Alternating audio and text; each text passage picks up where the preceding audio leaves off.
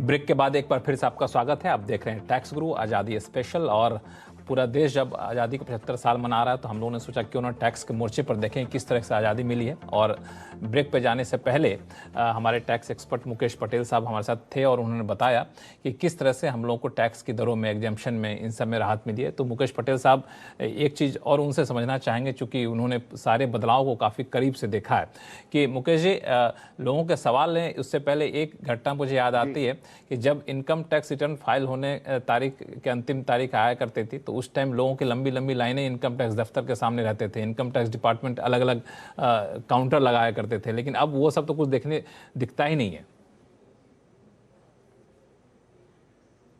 और बारिश की मौसम होती थी ना, तो एक हाथ में आपके छाता रहता था और एक बगल में आप कुछ 4 रिटर्न्स दबा के घंटों भर खड़े रहते थे। आपका भी अनुभव रहा है क्या ऐसा? आप देखिए कि 31 जुलाई को एक दिन में लाखों रिटर्न भर चुके। तो ये जो पेपर रिटर्न से पूरे ई रिटर्न फाइलिंग और प्रोसेसिंग, एक जमाना हुआ करता था आपके रिफंड के लिए आपको 6-6 महीने, 12-12 महीने दौड़ना पड़ता था बाबुओं के पास, और आज तो घंटों में आप देखिए लक्ष्मण जी, 31 जुलाई की डेट के बाद आज ये 15 दिन में तो कपल ऑफ करोड़, कुछ करोड़ों लोगों को अपने रिफंड भी मिल गए और रिफंड्स भी आ चुके हैं। एक जमाना हुआ करता था कि जब कुछ there were only few lakhs of tax returns, तो हर एक केस में स्क्रूटिनी वाज कंपल्सरी, मैंडेटरी। आपने रिटर्न भरा तो स्क्रूटिनी समझियो आ गई। अब 1% से भी कम केसों में स्क्रूटिनी होती है, और वो भी फेसलेस असेसमेंट। तो बिल्कुल कागजी कार्रवाई को बिल्कुल पूरी तरह से कागजी कार्रवाई को पूरी तरह से खत्म कर दिया गया। सब कुछ IT फॉर IT के जमाने के तहत अब चल रहा है। तो ये एक मुझे लगता है कि बहुत बड़ी आज़ादी मिली है टैक्स पेयर्स को, कागजी कार्रवाई से, लंबे चौड़ी प्रक्रिया से और टैक्स रिफंड अटकने से भी। चलिए, इस बीच कई सारे फोन कॉल्स हमारे पास आ चुके हैं। फिर से चलते हैं पुणे, जहाँ से SP फड़तरे जी हैं। फड़तरे जी नमस्कार। नमस्कार लक्ष्मण सर, कैसे हैं आप? और मुकेश सर को भी हमारा नमस्कार कह दिए। बहुत आसान शब्दों में हमारे प्रश्न का वो हल देते हैं। हाँ, बिल्कुल वही इनकी खासियत है कि बिल्कुल आसान शब्दों में पेचीदे सवालों का जवाब दे देते हैं। बताइए आपका सवाल क्या है? मेरा सवाल है, मैं और मेरी पत्नी दोनों भी सीनियर सिटीजन है। अच्छा। मेरा प्रश्न है वो पत्नी के बारे में है। उनकी आय जो है वो लॉन्ग टर्म और short term share capital gain से और डिविडेंड और ब्याज से होती है। पिछले 2 साल से आपका कार्यक्रम देखकर हर साल होने वाला नफा जो है हम कैपिटलाइज करते आए हैं और टैक्स बचाते आए हैं। इसके लिए आपको भी धन्यवाद देते हैं उसके लिए। बहुत फिनेंशियल ईयर 2020 और 21 में उन्हें 40,926 रुपए का लॉन्ग टर्म नुकसान हुआ था, और अभी फिनेंशियल 2021-22 में उनका लॉन्ग टर्म शेयर आय 2,80,000 और 19,000 डिविडेंड और ब्याज 20,000 मिला है। ब्याज ATTB के से मुक्त है, यानी अभी उनका कुल आय 3 लाख से कम होगा। ठीक है। तो टैक्स लाइबिलिटी कुछ बनती नहीं है। इसलिए फिनेंशियल ईयर 2020-21 में हुआ नुकसान इस साल सेट ऑफ ना करके अगले साल को कैरी फॉरवर्ड कर सकते हैं क्या? और अगले साल कितने साल तक यह लॉस कैरी फॉरवर्ड कर सकता हूँ? ठीक है, मुकेश जी बताएंगे। अच्छा फड़तरे जी, आपके सवाल के 2 पहलू हैं, 2 भाग में हम इसको बांट देंगे। सबसे पहले मैं सेकंड पार्ट को पहले ले लूं कि कितने साल तक अगर आपका लॉस एलिजिबल है कैरी फॉरवर्ड के लिए अगले सालों के गेन के सामने सेट ऑफ के वास्ते, तो वो 8 साल तक हो सकता है। लेकिन जो आपके सवाल का पहला पार्ट है उसमें मान लीजिए कि आपका ऑलरेडी गेन है और पुराना आपका लॉस है, तो आपका जो करंट ईयर का गेन है वो पुराने लॉस के सामने वो सेट ऑफ होके ही रहेगा। आपके लिए ये ऑप्शन नहीं है कि मेरी जो करंट ईयर की गेन की आय है वो कम है, इसलिए ये लॉस को मैं ये गेन होते हुए भी मैं कैरी फॉरवर्ड करूं। तो जब आपका गेन खत्म हो जाएगा तभी बाकी का लॉस आप कैरी फॉरवर्ड कर सकते हैं। तो ये दो चीज़ें आप ख्याल में रखिएगा। चलिए, उम्मीद करते हैं आपको आपके सवालों का जवाब मिल गया होगा फड़तरे जी, और ऐसे आप हमारे शो को देखते रहिए, और आपके हौसला अफजाई के लिए बहुत बहुत धन्यवाद। अब चलते हैं, अगले कॉलर हमारे साथ जुड़ चुकी हैं अनुश्री जी। अनुश्री जी नमस्कार। सर, मैंने मेरे लड़के के लिए एजुकेशन लोन ली हुई है। अब मेरी लड़की के लिए एजुकेशन लोन लेना चाहती हूँ। मेरा सवाल यह है कि दोनों की एजुकेशन लोन का इंटरेस्ट चुकाने पर मुझे इनकम टैक्स में पूरा डिडक्शन मिल सकता है? ऐसे केस में कोई रिस्ट्रिक्शन या सीलिंग लिमिट लागू होगी क्या? ठीक है। वाह लक्ष्मण जी, सबसे पहले तो मैं हमारे टैक्स गुरु के दर्शकों को हार्दिक बधाई देना चाहता हूं, क्योंकि ये सवाल ही इतने क्वालिटी क्वेश्चंस के साथ वो आगे पूछते हैं। एक टैक्स प्लानिंग की कुछ नई क्षितिज कानून के दायरे में वो खोल देते हैं। अब उनका सवाल जो है बहुत रोचक है। सेक्शन 80E, वो जो डिडक्शन आपको मिलता है इंटरेस्ट ऑन एजुकेशनल लोन के लिए, किसके लिए?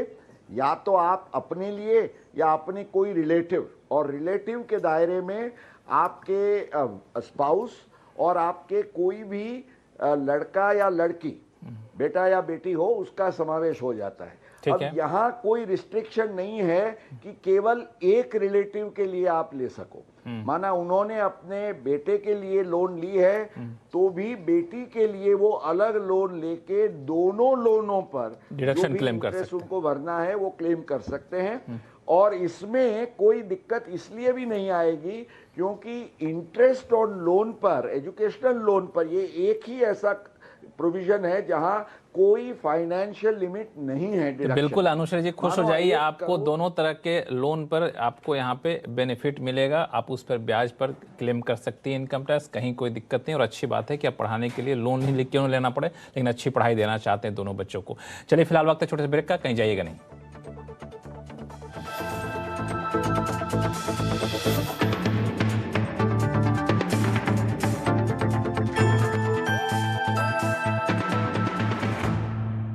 आपकी सेहत से हमें है सरोकार, उचित अस्पताल चुने।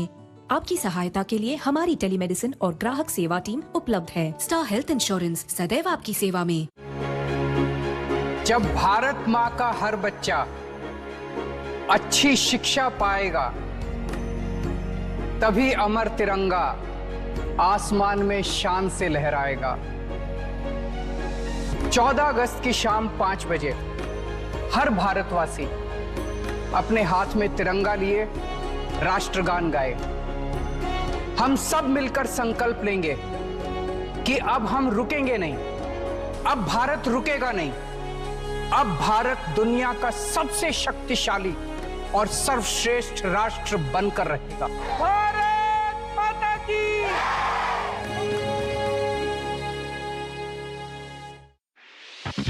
स्वागत है आपका ट्रेडर्स हॉटलाइन में। यहाँ शेयरों से जुड़े हर सवाल का मिलेगा जवाब। 140 शेयर लिया था 480 में, लेकिन इनके बाइंग से 125 रुपए नीचे है। देखिए इनका नजदीक 2-3 साल का है या थोड़ा ज्यादा का, तो यहाँ पे बिल्कुल बने रहना चाहिए।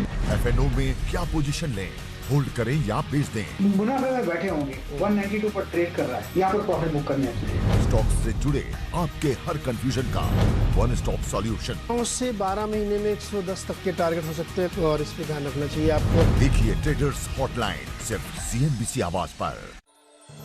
Co-powered by Century Ply, आग से बचाएं। प्रायोजक हैं IDFC first bank, always you first.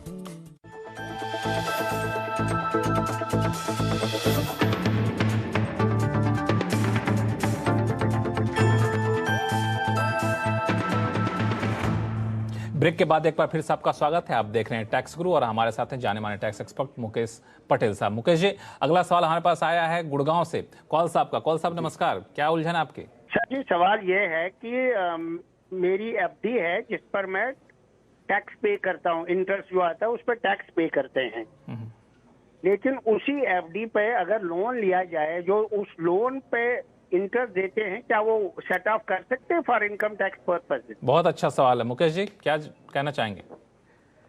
सवाल बहुत अच्छा है, लेकिन उसका जो जवाब है on the facts of the case इतना उत्साह प्रेरक नहीं है, क्योंकि आयकर कानून ये कहता है कि अगर आपको कोई इंटरेस्ट कमाने के लिए कोई खर्च करना पड़ा हो और किसी को ब्याज चुकाना पड़ा हो तो वो आपको मिल सकता है, लेकिन आपको जो एफडी का इंटरेस्ट मिलता है और जो आप लोन पर जो ब्याज चुकाते हैं उसका कोई डायरेक्ट कनेक्शन नहीं है।